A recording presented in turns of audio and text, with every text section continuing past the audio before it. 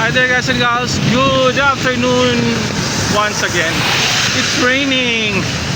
I already inquired the windshield.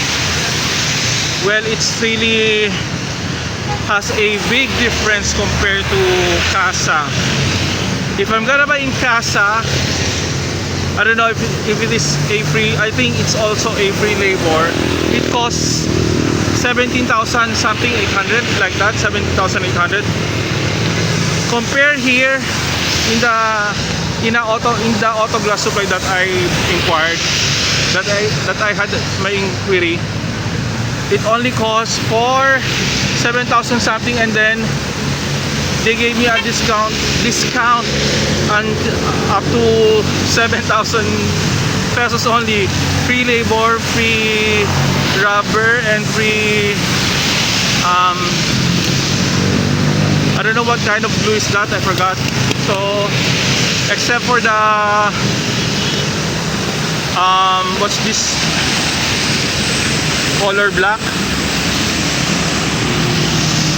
I forgot what's that, the one that you put in the mirror on the windshield. Oh gosh, I forgot the color black, the tint. It costs 1.5. Oh my gosh.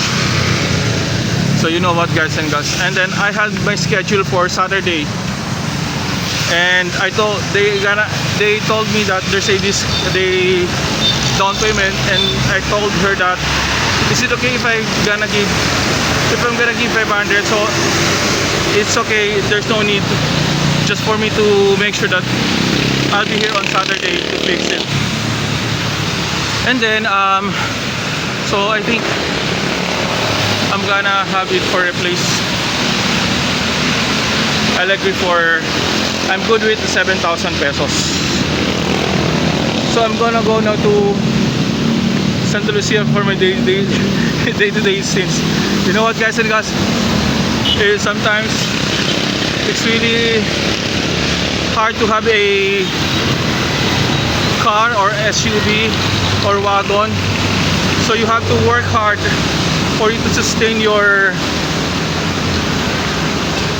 this kind of I don't think it's need wants, otherwise you will go broke. So keep on going, keep on striving, keep on working hard, make money, okay? But for now, I'm gonna catch up for a jeep. Bye, thank you. Shout out to each every one of you. Taytay Rizal.